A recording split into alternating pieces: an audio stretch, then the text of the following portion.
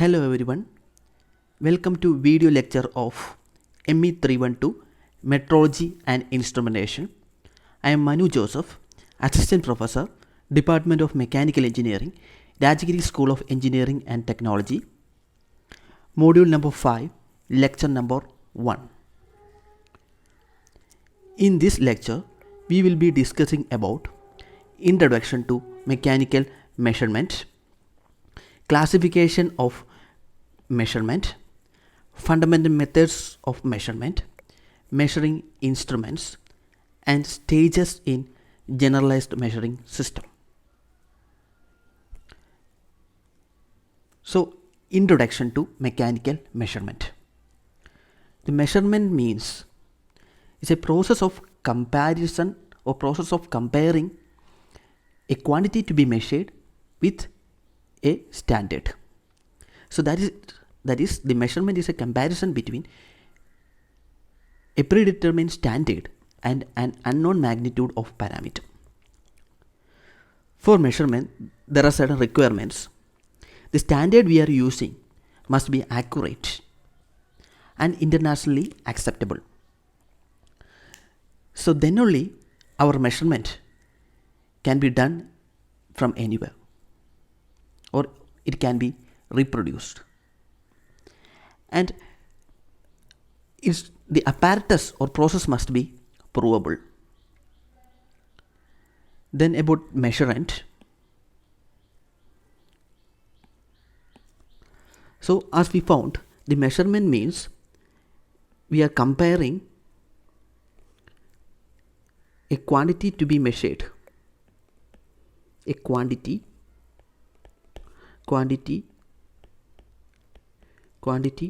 to be measured with a standard, and after comparison that will give a result that will be obtained by the observer. Okay, so this quantity to be measured, is called measurand, and the process of comparison is called measurement.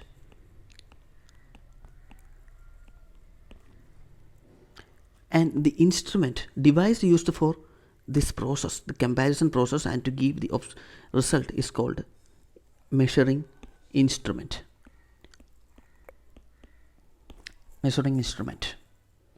And there should be an observer to analyze the results. Now, so that's about the measurement. It's a quantity or property to be measured. There are fundamental quantity as well as derived quantities, like fundamental quantities like mass, length, time, etc., and derived quantities like speed, velocity, etc. Then the fundamental methods of measurement. The methods of measurement can be broadly classified into two. One is called direct method and another one is called indirect method. In direct method, the unknown quantity is directly compared against a standard, and the result is expressed as a numerical number and a unit. Simply, if you want to measure a length, we can use scale, steel ruler, vernier caliper, etc. You will give the results directly. So that's an example for direct method of measurement. Here, as we know, human factor is involved, so they may not be very accurate, and the sensitivity obtained is less for this type of method or this method.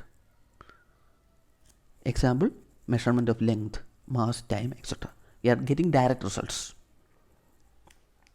Another method of measurement is indirect method. Here, as the direct method are not always possible, an indirect measurement technique involving a direct relationship between the measured quantity and desired result is adapted.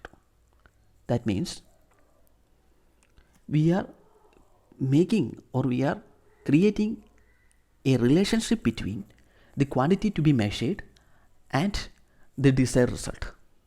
For example, suppose we want to measure the temperature. We can use from the figure, we can see we are using a thermocouple to measure the temperature. So as we know, a thermocouple consists of a junction. Here we are making the junction in contact with the body whose temperature is to be measured, and we will get a voltage in the voltmeter as output. So we need to make a relationship between this voltage and the junction temperature. That can be used for finding the temperature. So here we are not reading the temperature directly, but indirectly we are finding the temperature by knowing the relationship between the temperature and the voltmeter reading voltage. So this method is called indirect method. So that's about methods of measurement. One is direct method, another one is called indirect method. When we get the reading directly, in other one we are making a relationship. Now we are moving to another topic, the classification of measuring instrument. The measuring instrument that we are using comes under various classification. That is what we are going to discuss now. That is the first type. We will discuss one by one. The first type is deflection and null type instrument.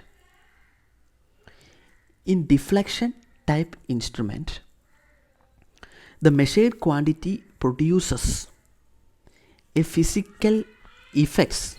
It produces physical effect which cause deflection or displacement in the moving system of the measuring instrument. Such instruments are called deflecting type instrument. For example, we can consider the example of a dial gauge. As we know, a dial gauge is familiar to you. So dial gauge consists of a dial which have a pointer, and then in the dial gauge we have a pointer. We need to measure the flatness of a surface. We need to measure the flatness of a surface using dial indicator. So it's a comparator. We need to measure the flatness.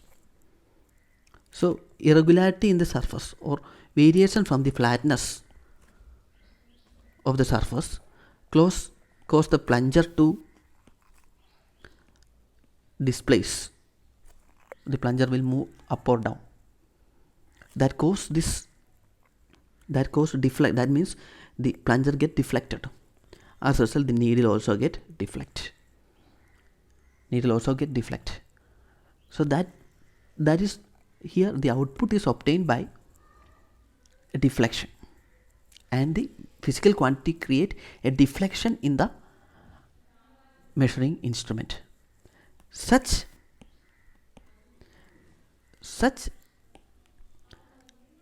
measuring instruments are called deflecting type instrument.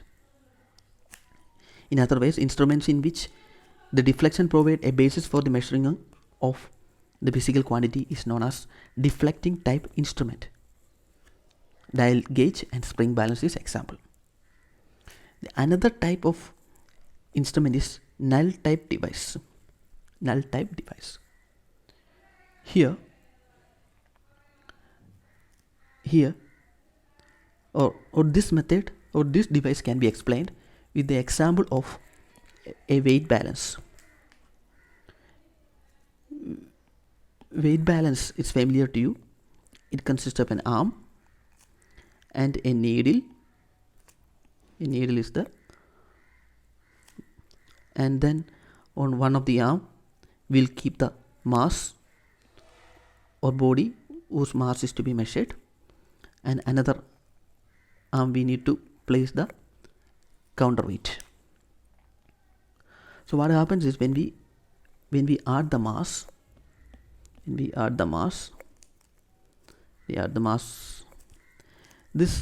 this arm, it unbalances the system, and this part of the arm move down, this will move up.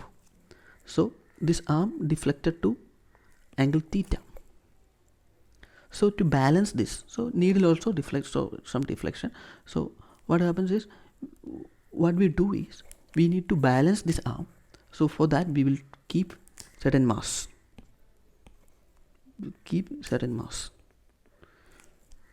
Or counterweight. As a result, this will move to this side. That means it balances the arm, and needle will show the zero deflection. Then we'll take this weight of the counter, or mass of the counterweight, as the result. So here, if deflection is not used for measuring the physical quantity, but the way which we balances the system is taken into account. So such devices is called deflection type measuring device. Here attempt to maintain deflection at zero. So bringing deflection zero by suitable application of known effect opposing the generated by physical quantity. The measured quantity produces some physical effect that creates similar but opposing effect in some part of the instrument. Such instruments are called null type device. Weight balance is the example. So now we are moving to next type, analog instrument and digital instrument. From the name itself is clear that one is the output is analog in nature, other one the output is digital in nature. Analog is clear, is continuously, that the output that varies continuously as quantity to be measured is known as analog instrument. An instrument which gives output that varies continuously as quantity to be measured is known as analog instrument. And here for sensitivity is high because we'll give intermediate values also. In another type instrument where the output is digital in nature, the output varies in discrete steps alone. We won't get small variation, intermediate values. Okay, the output is discrete. So such devices are known as digital instruments. Here we can see this is a digital one and this is a analog one. So example for digital instrument is, we can see a voltmeter. It's analog device, analog voltmeter. So when we apply 10 volts, the needle of the voltmeter move from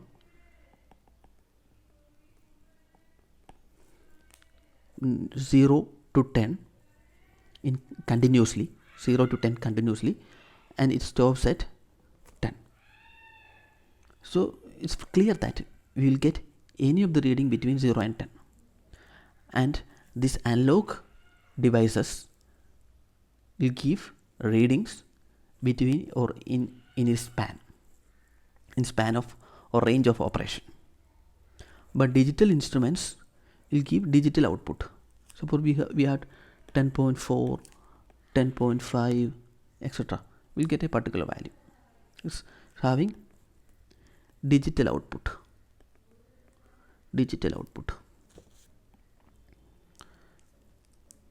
Okay, so that is about analog instrument and digital instrument. The next type of instrument is automatic instrument and manual instrument. Automatic instrument do not require manual assistance for their functioning. Example is float operated level sensor. Suppose we want to sense the level of a fluid body, we can have a float operated level sensor. So it doesn't require any human support or human intervention. Whenever there is a change in the water level, the float also comes down, and whenever there is a increase in the water level, float also comes up and give you the results. So that is automatic instruments. There are some other devices which are manual in nature. That means human assistance is required. That is resistance thermometer. Okay.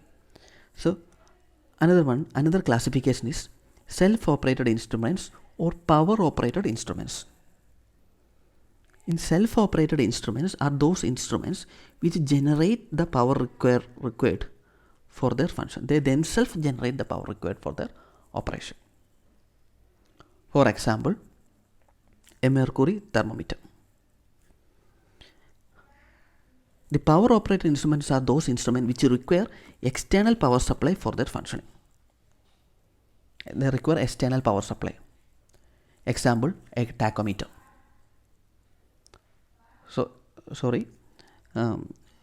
The power-operated instruments are those instruments which require external power supply for their functioning. For example, LVDT for measuring the displacement. Power may be in the form of electricity or compressed air. So from that we have two types: self-operated instruments and power-operated instruments. Self-operated instrument is example is self-operated device is mercury thermometer, where you have bulb of the mercury which comes in contact with the body whose temperature is to be measured. This bulb of the mercury extract heat from the body whose temperature is to be measured. As a result, it expands. The mercury expands, so it extracts heat from the source. Okay. Then another type, we are moving to next type: contact type and non-contact type of instrument. In contact type of instrument, the primary sensing element comes in contact or physical contact with the measurement.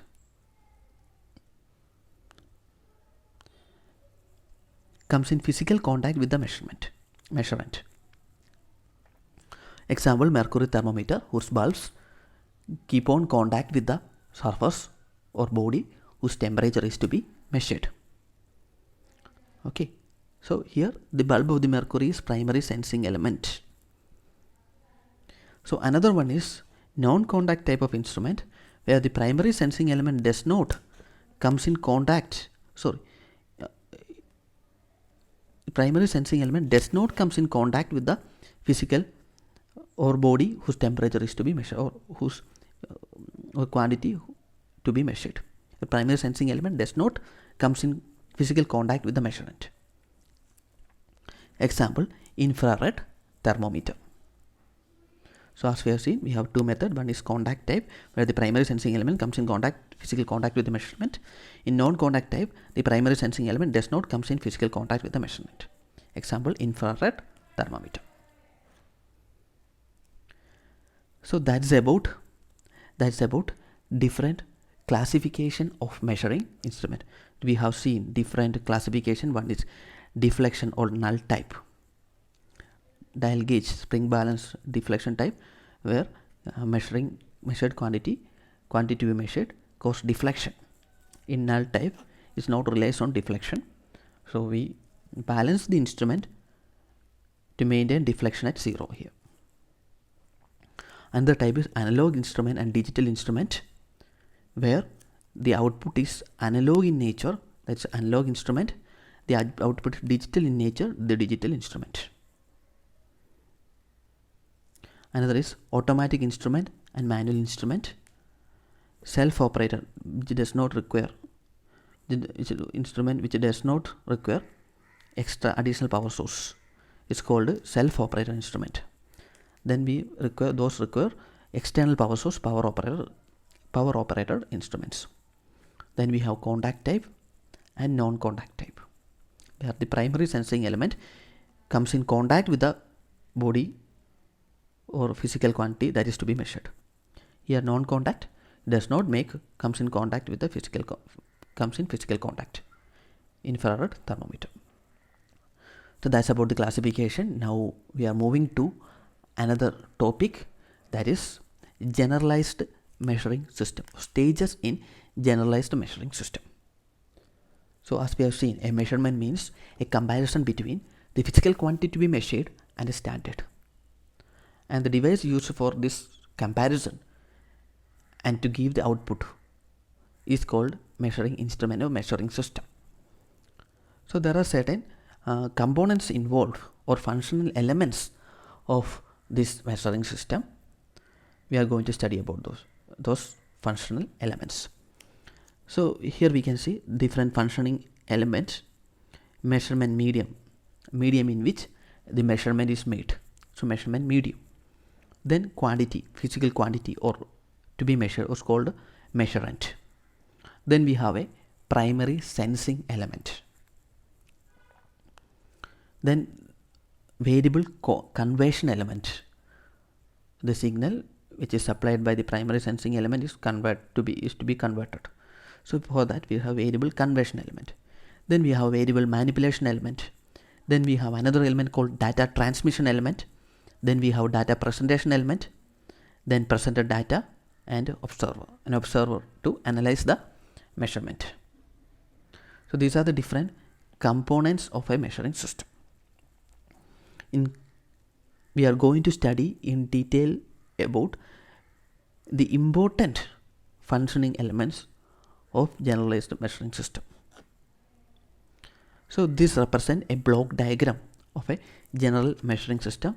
We have measuring medium, quantity to be measured, the primary sensing element, variable conversion element, then we have a variable manipulation element, then for transmitting the data we have a data transmission element, then presentation element, present data and observer. This gives a block diagram of different elements of a general measurement system. So the first we will discuss about primary sensing element or primary detector or transducer stage. Here we can see two transducers, two sensors. One is proximity sensor, then temperature sensor. They are primary sensing element. These elements receive energy from the medium to be measured and a proportional output is produced. So the primary sensing elements are devices which receive or extract energy from the medium to be measured and gives a proportional output. So output may be physical variables such as displacement, voltage, etc. So it can be physical variable like displacement, voltage, current, etc. So there is a condition for this primary sensing element. As I said, the primary sensing element extracts energy, receives energy from the medium. So the condition is this: for the successful primary sensing element should be designed such a way that only a small amount of energy is extracted from the medium. It extracts small amount of energy, but it should detect a small variation or small physical quantity variation, and that also and give the required response. Okay, so that means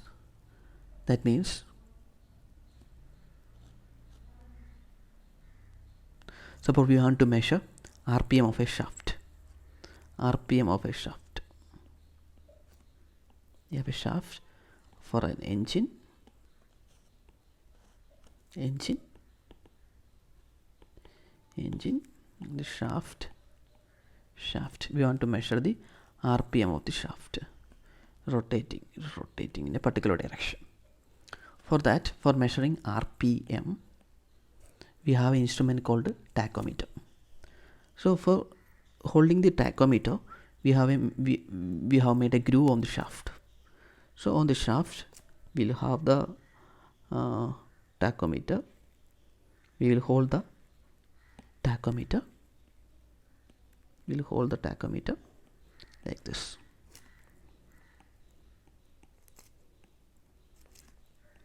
And the tachometer gives the reading. Tachometer is a contact type instrument. contact type instrument, and this power operated instrument we require battery or power source.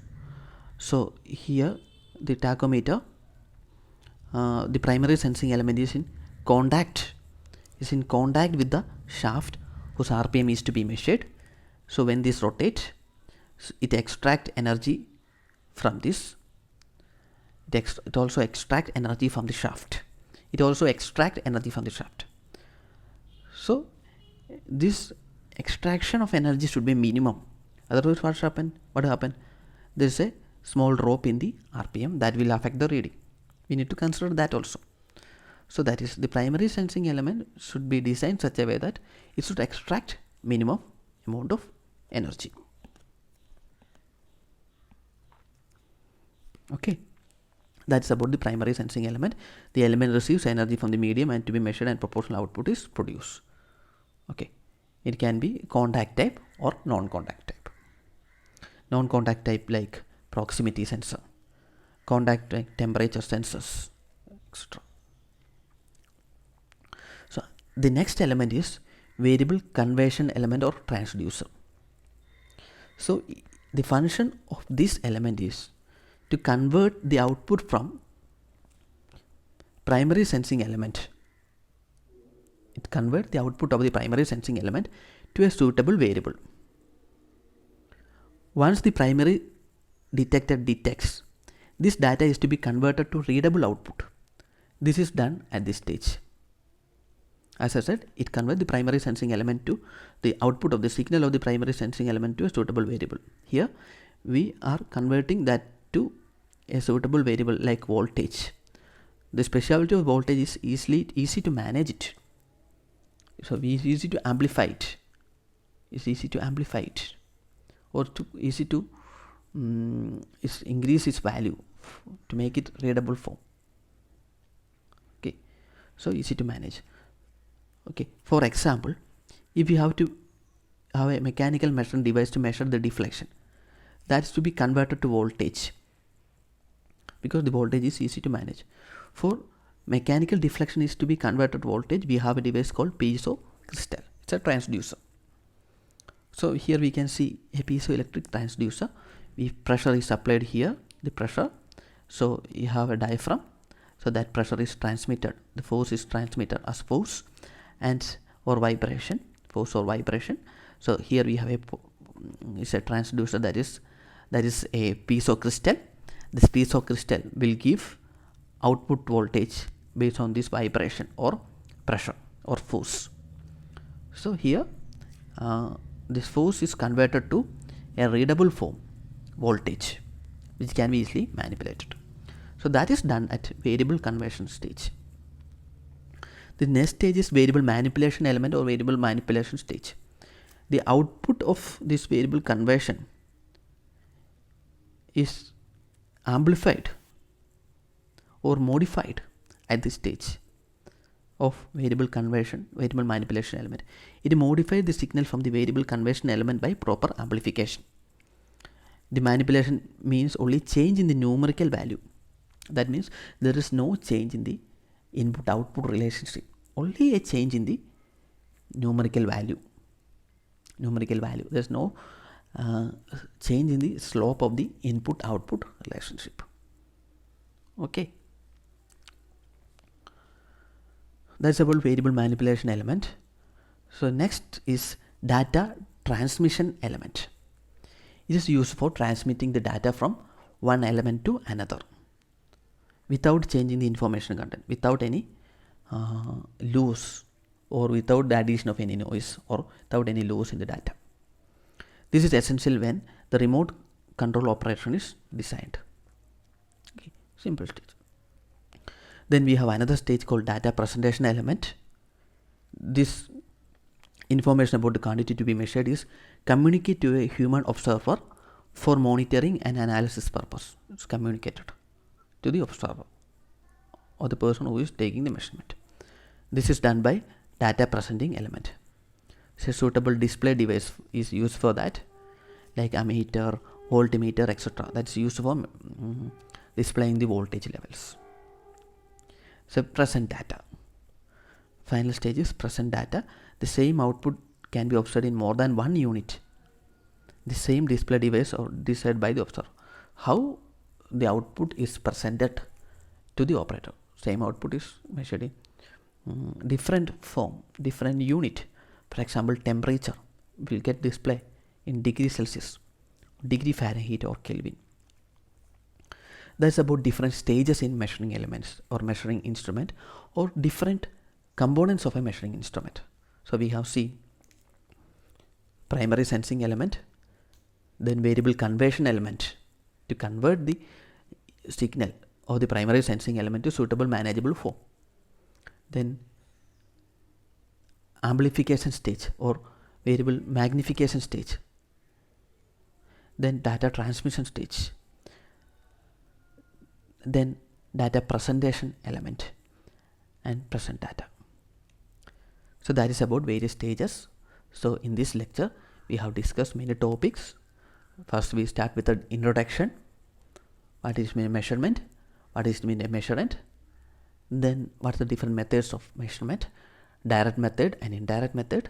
Then different types of measuring instrument. Different methods, different like null, deflection, contact, non-contact, analog, digital, etc.